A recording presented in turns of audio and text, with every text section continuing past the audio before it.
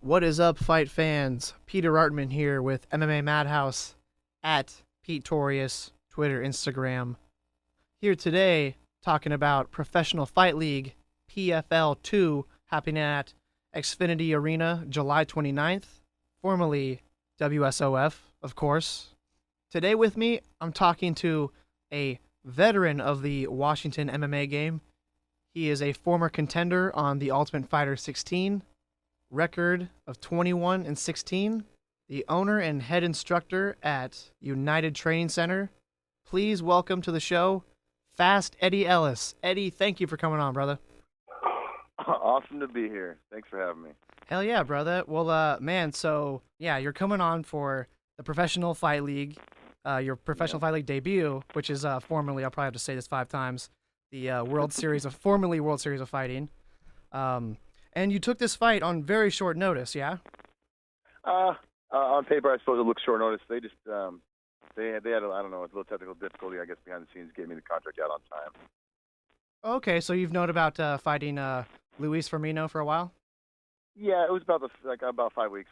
Like a four weeks out, I accepted it. But yeah, I mean, relatively short, I suppose. Yeah, a month, definitely. Jeez, I have a hard time studying for tests within a month. Yeah, always being ready helps. Yeah, no doubt. Okay, so yeah, you were in good fight shape, ready Yeah, to take on this challenge. absolutely. I have such young, eager athletes around me all the time. I have to stay up on it, otherwise I'm gonna get killed. Right, and that you do, and we'll definitely get to that in a little bit. But yeah, in the overall spectrum of things, how's training going overall with such a game opponent? Good, good. The dance of training nowadays is just about staying healthy, being in good shape, making sure, like I said, I don't get killed by the younger guys. And so I usually call it bubble wrap my last 2 weeks. I really don't make contact with almost anyone other than some mitts or a bag. That way I'm preserved a little bit before I go into competition. Okay, gotcha. So is there anything special you've been working on for an opponent like him, or is it same old gritty training routine? Same old gritty training. I've turned to the pool a lot for that grind of the grappling. I swim tons before my fights. Again, it's low impact, and well, drowning in a pool is just as good as drowning anywhere. There you So go. I don't think he'll drag me in too deep of water. And then conditioning in the mitts is usually how I finish up everything. So that way I'm tight, full of lungs, and tight on my feet. Awesome, man. Well, hey, dude, again, yeah, I'm really glad to have you on, and I've been covering MMA in the Northwest for probably about 3 years, and every once in a while, man, I'd hear your name come up and see a few fights, and then I just saw this last fight of yours with Adriano Capitulino. Yeah, I'll yeah. assume that's right. Yeah. So yeah, since that last fight, which I mean, I've only seen like a 30-second chunk of it, but you won by guillotine, in which it looked like you got hit pretty bad, and it looked like he had a good leverage on you. But yeah, so could you break down how that fight went, and I mean how that comeback was? That's Well, crazy. it's an odd thing for me, and I wish it wasn't this way, but it seems all my last few victories are all in that same outcome. I come out with a pretty decent strategy. I'm tight on my feet. We just exchange and pitter patter for a little while until I get hurt or damaged. Then I turn on this fight game that I go out to finish. And it's not like I'm not trying to finish the guy before that, but it just seems like my fight or flight hasn't kicked in yet, and my flight makes me fight harder. Yeah. Now you got that kind of like that Chris Lieben syndrome. It's like he just gets in that I zombie guess. mode once he gets rocked enough times. Yep, yep. And it happened to me a few fights back in Russia. The dude broke my eye socket, and suddenly I was like, oh crap! And, I better make good with this fast. And then I ended up finishing it early or quick after that. And then you saw this last one in Brazil, get knocked around and then turn it on. So I hope not to get too knocked around, but I know Luis. Well, I know of his fighting style and the way he comes at you. So I'm eager to get at a guy that wants to come forward and get right to it because if he puts a little too much hurting on me at the beginning, I think I'm going to finish him early. There you go, man. Yeah, right. Yeah, put that fight or flight right in effect. You see any weaknesses in him, or is there something that others don't see? You think that people have looked under? I just not necessarily a technical aspect, but I just look at like our body styles. I'm longer. I'm probably a little bit bigger than he is. He's a little shorter, a little stockier. He's a little bit heavier on his feet. I think those simple on paper type things, negotiating out what type of fighter the guy is. I have more, like I said, more of a reach and things like that. He's a forward pressure kind of guy. I got better angles and things like that. So I think on a technical aspect, I'm a better fighter in that way. He's gonna be a little bit. His short side is because he's shorter, technically. You know what I mean? There you go. Yeah, man. Yeah, both of you guys are no stranger to tough fight, man. I'm really looking forward to this once I saw it pop up. But yeah, success. Coming off on big wins, man. Let's talk about Bobby McIntyre, the lead coach there at your gym. My lead instructor, absolutely. Yeah, lead instructor. Yes. Just coming off that huge win this weekend with it. Well, I call it a KO victory over Julian. They got a TKO on the record, but right. It was there's controversy with it. Yeah. I guess. I mean, if you watch the video, I think there's less controversy, but right. I mean, obviously from the bias side, and also, I mean, it didn't help with Brian Halquist's face coming out, like looking super shocked. It kind of added. Yeah. Some people didn't like that for some reason. Like, man, he's just an honest guy doing an honest reaction. It's like nothing that crazy. Like people kind of took it like, oh, how dare you? The guy's a good guy, and he's honest and with his intentions, obviously. Yeah. Yeah. I think, like I said, it caught everybody off guard with a huge reaction of a promoter. But I mean, look at Dana White. He openly talks to us about lots of his referees that they get. They're not his refs; they're the state's refs. So right. They can have the opinion on how they did their job, I guess. Right. And man, I've been watching Bobby McIntyre for pretty much the whole time I've been covering fights. Man, I've been going to all the Emerald Queen fights, and man, that guy. Dude, it's just in the first round. He is a scary guy. He does not. It's hard. It doesn't do it justice even talking about it. I mean, literally, just the way he fights, it is like a constant looking for the finish. So he'll throw his right with all his might, and from there, try to just set up a left, and how he's just throwing his body into the other opponent. Man, he's honestly one of the most entertaining fighters I've seen. Speed and power, that kid. And like I said, it's scary. I've seen his movement, and it is. I try to tell him, man, you're scary to stand in front of. Once you see a few whiffs of a shot, you're like, oh Jesus, you don't even see him coming. Yeah. As I said, I got these killers coming up for me. I mean, that's what keeps me going at the gym and keeps me sharp, is because there's no letting down with these guys. Yeah, man. I just started going to a gym myself, or whatever, and. I mean, yeah, if you have killers like that every day, I mean, that's keeping you on guard, keeping you sharp. Yeah. Guys out there trying to finish you. I'm sure he doesn't try to do it in the gym, but I'm sure he enters that realm of trying to KO you. Oh yeah, he's got well composed and he's controlled himself, but I can see that intention. He's got it behind his eyes. Definitely, man. Well, yeah, man. So something I've definitely wanted to point out, and I think will be a good kind of theme with you is, man, you're a really skilled fighter.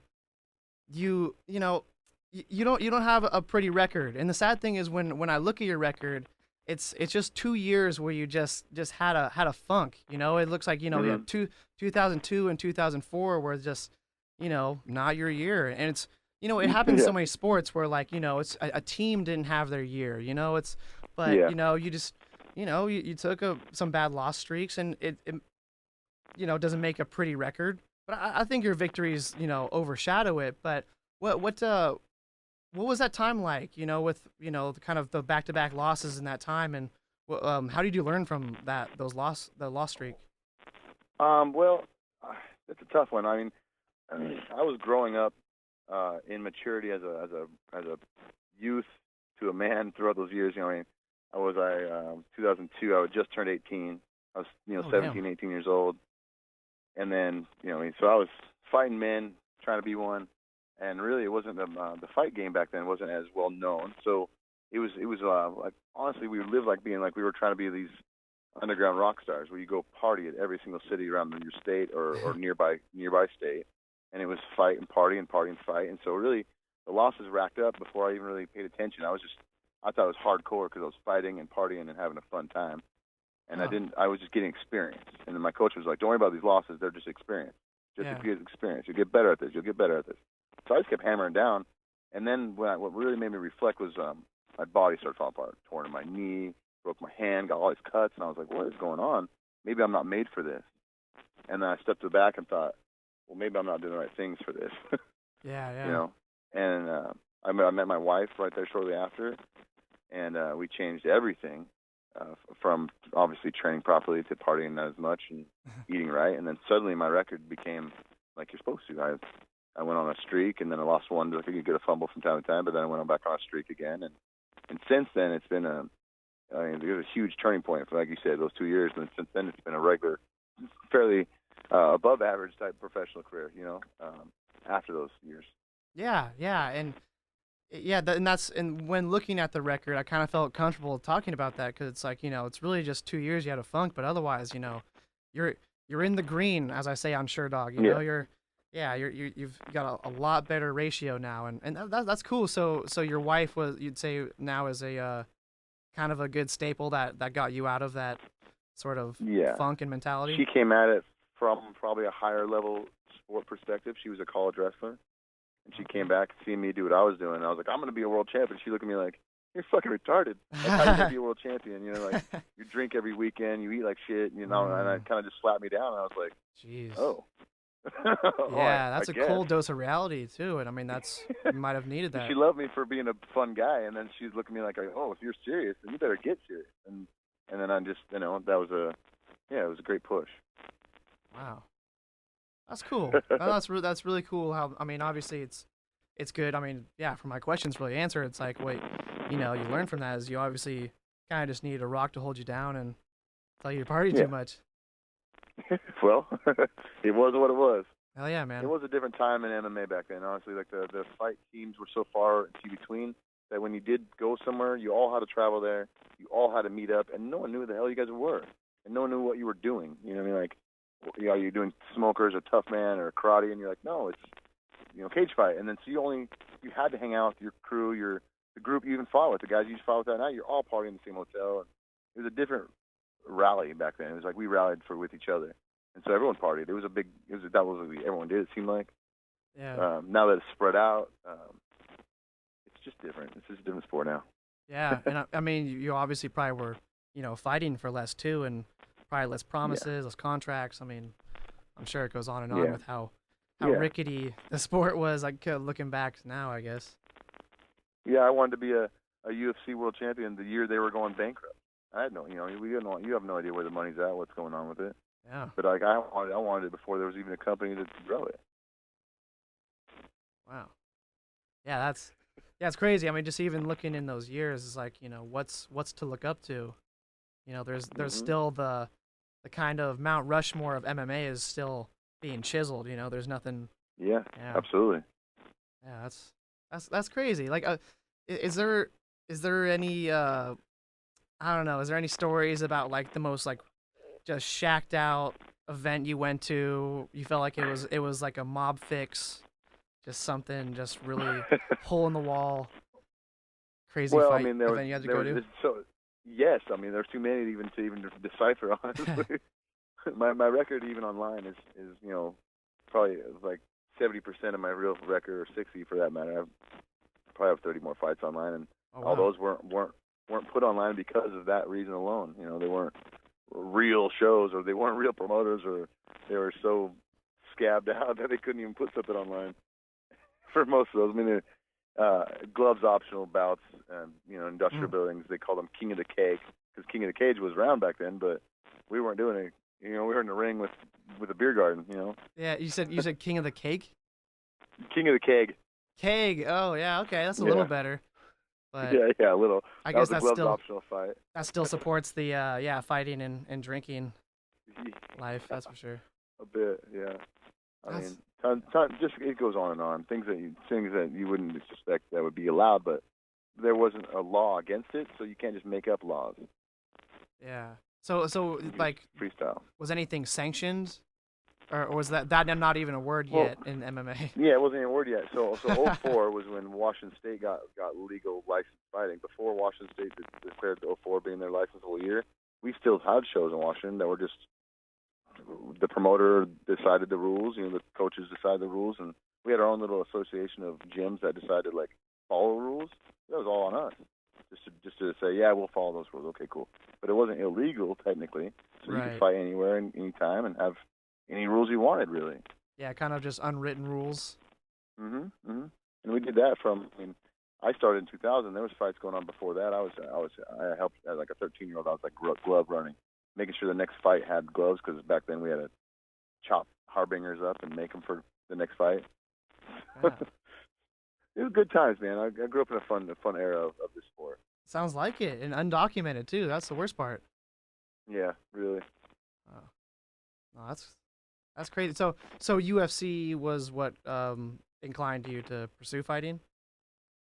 Yeah. I mean, Okay. I was. I guess I mean, like you said, it gave that monument to reach for at least because like at the time it was still just travel around, see who the tough guy was in the area. Yeah. So have you been fighting kind of your whole life? Like before that, were you kind of like you were already an MMA fighter? You just kind of were maybe a wrestler, just Yeah, I wrestled, boxed friends as a child, but mainly it was just wrestling. And then, my dad was an old boxing kind of guy, so he made sure I knew how to box, just in that sense. Oh, cool. Around here, or was he a Golden Glove guy, or? He was in military, so it was all over the place, really. Oh, okay. Oh, that's Army cool. guy. So yeah, that was Yeah. your background. Your parents pushed the fighting, and that sort of thing by your family. Kinda. My dad had a funny love with fighting. He thought, I mean, when he was at all boys school and Catholic all boys school, that was a one way of learning, gaining respect. And so, so it wasn't like he was like he wouldn't push you to fight, but that was something that wasn't frowned upon, I'd say, in my house. Right. You maybe fall down and somebody push you. He'd be like, "Are you gonna take that?" That's right. Yeah, he'd rather that than to turn the other cheek, kind of the philosophy. So I guess they promoted it a little bit in that sense. But I mean, ironically, my parents would rather me do rodeo. They thought I was crazy being a fighter, but riding bulls to them was normal. Damn, that's what's up, man. I like learning this stuff, man. That's really cool. So yeah, man. I mean, just to kind of I guess to bring that like talking about the record thing home or whatever. Nowadays does your skill get overlooked by your record a lot when you've proven that you're definitely a game fighter, but is it harder having your record? But I mean, yeah, it's like you got it with each promo. But look, man, I just had a slip in 2002 and 2004. Look away from that. I'm pretty damn solid. Is there anything like that you have to do in the fight game? Or I think years ago, probably like say 5-6 years ago, when I was trying to, I guess pursue it a little harder. I was a little more active, trying to get fights more consistently. It became like a deterrent altogether. Like even if I had a 6 or 8 fight win streak, it'd look back and just think, now you're just 50-50, and that kind of held me back from like, for instance, like a Limelight, the UFC or any big show has to look at the variable of promotion to the person they're using, and how much harder would that be to promote a guy 50-50? Yeah, he's got a lot of great wins now, but then you got to explain all this and show all this, and take the kid that's 8-0. That's an easy, I think, on a promotional side, an easy way to go. Well, if we were picking between these two guys, let's go with the easy promotional road. That sense, right? So that's why I feel like I got a little bit overlooked for the big show when I was doing okay on streaks. Then I'd have my whatever loss, which in your head can knock you back however far. But then my career itself now is I've got such a large record. Now I'm being called because the guys nowadays are only 8-0, or they're all only 5-2 or whatever. They only have small records within 10 or 15 fights, and there's less and less of us guys with 30 or 40 fights. And so now they're calling me because they got an ex-UFC fighter that got 22 fights, and they can't find anybody locally to fight them. And it's like, well, I've got my hand raised all the time. I can give a shit the level of these guys they think they're at. I've never been put anywhere, so they can think I'm low. But you like I said, you've seen the record in the recent half. So I think looking at, I had 16 losses. Yeah, okay, I'll take that fight. He's I don't know. You get a feeling for guys when they got a few losses, they get used to losing. That was an old time for me. And so nowadays, losing is like it is for anybody else that has only 2 or 3. I don't like it, and it hurts, and I'll fucking deal with it. So my training is come up for that reason. And so I don't know if that answers your question at all, but it does. Well, very much so. It does. And I'm just eating popcorn, sitting back, man. I'm here learning, brother. Cool. Hell yeah. Yeah. Like No. I said, this one popped in my lap because he had a big record. I doubt they're gonna find a local guy that's, gonna put a good one up for him. Yeah. And you know what I'll say on that is like I really think there's an evolution in this sport that mentality's starting to change. Like when I got into fighting altogether, you know, records were it. You really could look you could Yep. just see two random names, you could look at the record and you really could probably guess who would win. Yeah. I don't think that's relevant anymore. That's the kind of weird part. There's so many up and comers, so many just Mm-hmm. things like Like, that. there's so many good guys out there. Yeah, really good guys, and you know, like you, they just take weird slips, and you go, and you know, Mm-hmm. somebody on the main card's like, oh, who's this guy? And you know, yeah, it's just funny looking back at it. Like when I first started, I remember going, oh man, like I mean, it was Chuck Liddell. He was like 20-3. It's like, oh, he's winning no Mm-hmm. matter what. Lucky to be right Yeah, on that, yeah. but. There's many examples where it's like, oh, he's got such a beautiful, decorated record, and this guy who's just 5-0, you're like, I don't Yeah. know, but and then he just, you know, Shit. takes the whole We cake. just watched it last weekend. What was 19-4 is Julian or some shit like that? And Bobby's 5-4 Right. or something like that. Or Yeah. Not You yeah, know, not a you pretty can't- one, yeah. No, man, watch that kid. Yeah. Yeah, no, seriously. Yeah, he's definitely one to watch out for, and yeah, you Mhm. can't take the record at face value, man, because he Nope. does the same thing every time, man. Even I've even seen his boxing bouts, man, and it's like he's doing MMA. There really is Yep. no different for him, man. I love it. Love it with that guy. Yeah, so I mean, I gotta kind of guess scrape by this. You know, you're on Alton Fighter 16. Yep. I hated that guy Colton Smith. Just, I mean, You know, I mean, that was not just like, I mean, the whole world just booed that guy immediately. It was just like, oh, real cool, man. You show respect and then you just take him down. Like, I didn't even know you Yeah. like lived in Washington either. I'm just like, what, dude? You're robbing this guy. Like, what a dick. And then I'm like, Andy's from Washington. What? You're shitting me, man. We're supposed to have some representation up in here, but yeah, I mean that guy is like, terrible. it's sad because he's honestly like one of the most hated, Yep. like Alton Fighter winners. In fact, when I looked this up, I forgot he was the winner. That's how much. Yeah, exactly. That's how much it's like, yeah, like I almost thought Mike Ricci won. I was like, The UFC wanted him to be a loser. I mean, yeah, they got him his 2 losses and they kicked him out immediately. yeah. They're like, come on, man, just beat him again. We'll probably give you, Yeah. we'll fake steroids on him. No, no, something like that. But yeah, man. I mean, it was sad because, man, I have a lot of good military friends that are like most military guys leave the work at the work, and they're real cool guys outside of the post, you know. And that kid, I mean, he was just so phony. He was just so damn phony. yeah, Seeing cadence, running outside, and things like just. I don't know. Any of my buddies that are true military guys, they would joke that kid out.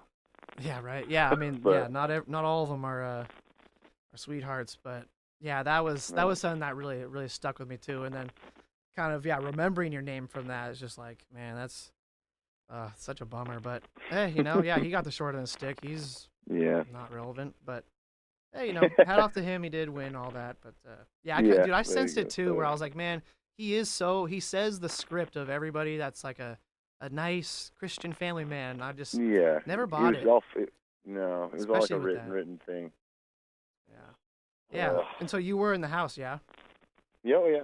Yeah, I mean, obviously I've heard it's like a prison, you know, it's supposed to be this like fun-loving house, but I mean, all the fighters say it's just like a contained prison where you don't got a cell phone and all that sort of stuff, yeah. That's what taking away all your normal rights or your feelings of regularness is what makes it feel like prison. And you look at the outside, you're like, oh, you get free food and you get whatever you want, train twice a day and sleep in. You're like, oh, great. But put in 18 guys or 16 guys that you just don't really care for, and then every restriction you can think of, it just claustrophobes you down. You know, it really closes in quick. Yeah, and you know what I really see the big problem is you should not take fighters' phones away and give them alcohol. I don't think that's that together. It's just like, you know, yeah. God, there's too many. I mean, God, the Alton Fighter Redemption with Julian Lane, and Julian was on your season, yeah. Yep. Oh my God. They called us all down for that. Well, not all of us. They called everybody back on every Ultimate Fighter to see if we would be willing to. Yeah. I was in Brazil and I said, yeah, sure, why not? And they flew me down, a couple other guys down. from our season, and they sold it to us, flying us in as it was Ultimate Fighter, the All-Stars season. And I was like, oh, okay, well, that's kind of odd to call us all All-Stars since we all lost, but whatever. Yeah.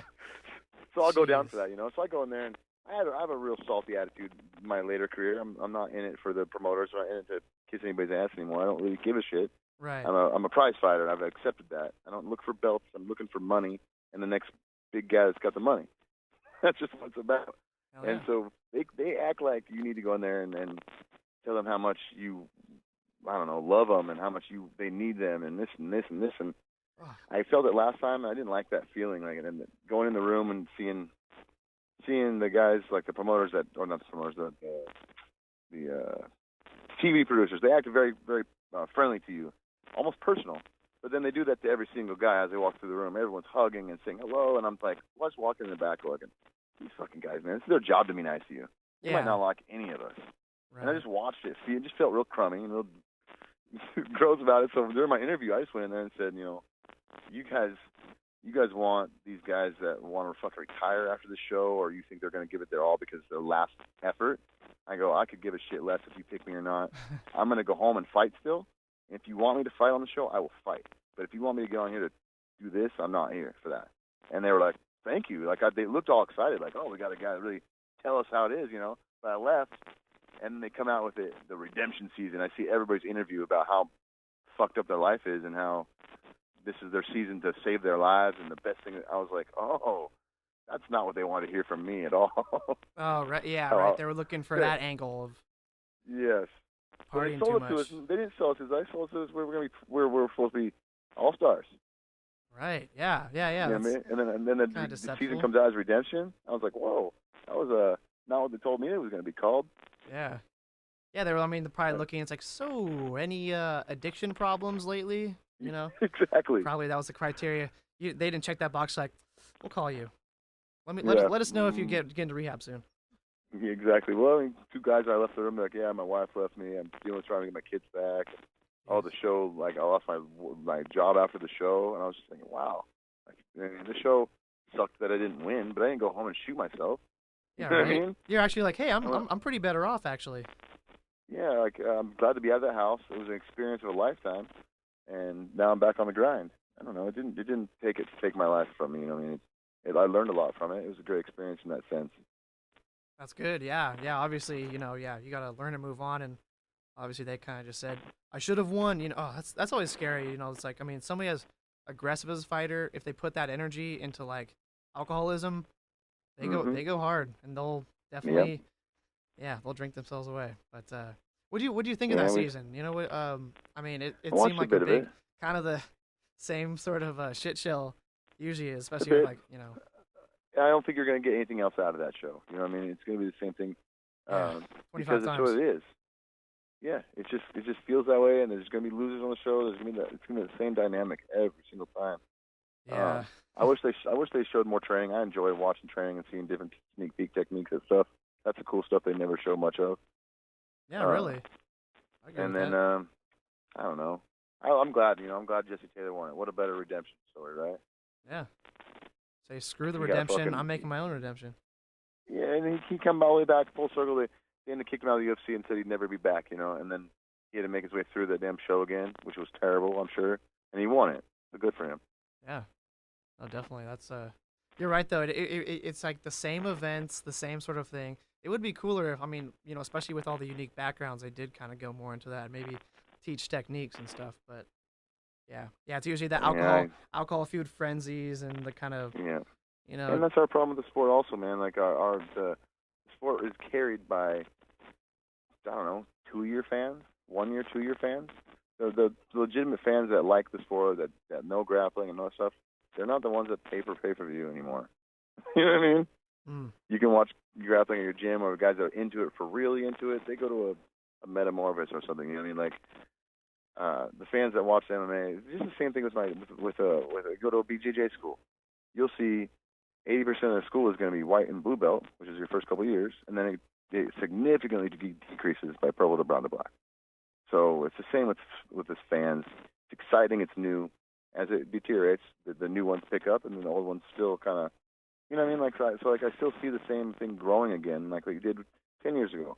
The Chuck Liddells are becoming the fan favorite because they knock everybody out. The Damian Maias are getting booed because they choke people out. Right. Like, how is that possible 10 years later? Shouldn't we have the people not evolved? Well, that's the thing, is like that sport is carried by the new. Right. And that's what's rough as an old person in the sport. Right. And it seems like kind of, yeah, it's like Conor McGregor and the Mayweather thing. We don't have to talk about that at all, but it's like the media attention is starting to be like people are like, oh, you know, it's a good fight, but where's the hype? It's like, what? If it's a matchup, the matchup's a matchup, you know? It's a good matchup, then it's a fight worth watching. But when there's not just like, oh, your mom does this and I'm better because of that, and it's like, man, you are unauthenticating kind of what's pure. Feeding off negativity, mainly. It's just like this huge negative aura, and they're feeding off it. Yeah. So it pays them. But. Yeah, but, you know, like you said, the real fans, they'll stick around, and we'll keep it going. Hell yeah, man. So, you know, what's the thing you do to unwind? You know, sounds like you're in the gym a lot, obviously involved in that. What do you do to kind of get away from that, or are you immersed all the time? Man, I'm kind of immersed all the time, and I don't hate it. It's my passion. When I teach people, that's the fun part. Fighting's still fun for me too, so it's my fun, you know. But I'm a regular. Vacationing, we'll go to the lake. About the most getaway time we do. Hikes, vacations, stuff like that. Okay, fair enough. That's what's up. You know, I mean, are you a family man? You have kids? Yeah, my wife and I have one daughter. We'll be working on more in the future, but just one for now. Gotcha. And more titles come about. Yeah. Hell yeah, man. Well, you know what? Yeah, we have enough time in between your weight cut that I feel good to ask you about your favorite cheat meal. What is your favorite cheat meal? Oh, man, and right now everything sounds so delicious. I'm just in the middle of eating healthy. Boy. You got something where you're just like fuck the world. I'm a burger and fries guy. I like burger, fry, and shakes. I just like that kind of thing. Hell yeah. Doesn't go wrong. Real simple, I guess. You know, I like food in general, all kinds of food, but I just like a burger and fries. I'm real simple. Burger and fries. You got a place. You got a place that you go to. You're like, it's this place or get out. Norma's Burgers right here in town. Norma's one of those spots you get a sack of fries. You know. Gives you a sack of fries, huh? You know, like a little bag of fries. They're not, you know, nothing fancy. Oh, okay. Sack caught me off guard. I was like, whoa, if they're handing out sacks of fries, I'll take a stop right now. No. You know those mom and pop burger joints, they don't have anything fancy for their stuff, you know. Some paper wrapped around your thing. No, it's cool, man. I didn't know. You know, I'm looking for more mom and pop places, man. There's too many Burger Kings and Carl's Jr.'s popping up. I'm like, come on. Yep. Where's the Red Robin? Even Red Robin got hammered. Exactly right. Hell yeah, man. Dude, this has been really fun, man. Like, I'm honestly feel like I'm just like shooting the shit with you now, man. I love it, man. Thank you so much for coming on and all that, dude. I really appreciate it. Well, cool. I appreciate it too. Thanks. Yeah, man. And again, for all the fight fans, Pro Fight League, July 29th at the Xfinity Arena. You'll be fighting Luiz Firmino. Yeah, it will be fireworks. There will be fireworks. Not only in your card, but the whole event. Yeah, but before I let you go, who are some other prospects out of United Training Center that we should look out for? We got a kid, a welterweight coming up, Jake Sebastian. He's going for a title in actually September 9th, 9/11, at the Clearwater Casino, and he'll be once he takes his title. Honestly, it's only going to take a couple more for him to really get his mind right before he goes pro too. Cool. He's going to be finished off his amateur career here soon. What's his record right now? He is 6-3.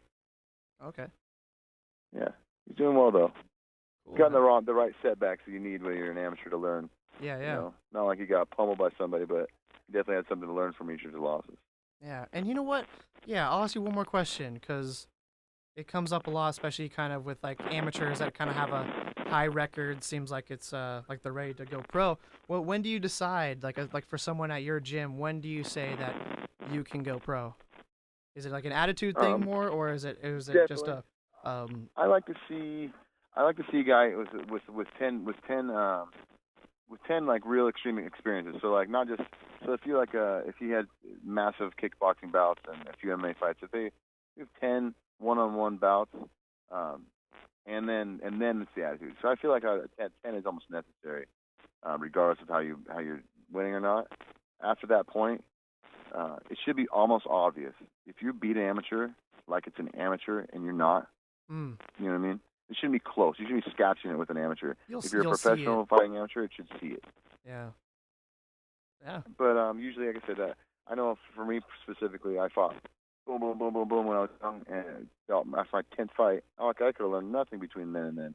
I could literally walk in the cage with a different mentality on my 10th fight. And I've heard that a lot between a lot of other guys that have a different feeling, and just like almost an epiphany. You can hear the second row guy talking to his girlfriend instead of that earmuffs. Yeah. Suddenly everything calms down, and it's almost a little eerie when you first recognize it, because things aren't chaotic. And suddenly you're like, oh, I'm just standing here getting ready to compete. All right, okay, that's different. And that kind of feeling you need, because you need to be able to be aware and more openly aware, not so claustrophobic in your own head. Yeah, wow, that's the best answer I've heard yet. I like it, man. Well, hell yeah, man. Eddie, thank you so much for your time, man. That means a lot. I'll be cheering you on, man, fighting Luiz Firmino at Xfinity Arena, PFL 2, formerly WSOF. I'm glad I had to say that as many times as I thought I would.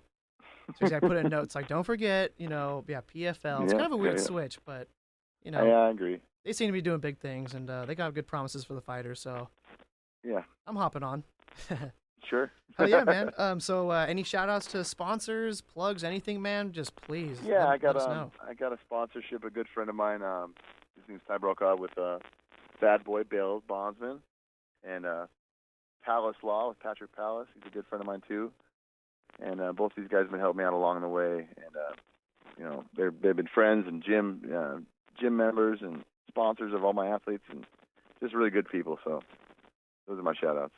Hell yeah, brother. Well, again, man, yeah. And United Training Center, obviously my gym is the best one around. So oh, yes. Oh, no, of course. I mean, yeah, that's the given sponsor, obviously. The greatness, the Mecca. Hell yeah, man. Fast Eddy Ellis up in this bitch. Thank you so much, man. I look forward to seeing you, and, yeah, we'll have to talk and dap up all that. Much appreciated for your time, man. Thank you very much. Thank you, man. Peace out. Bye. Madhouse, brother.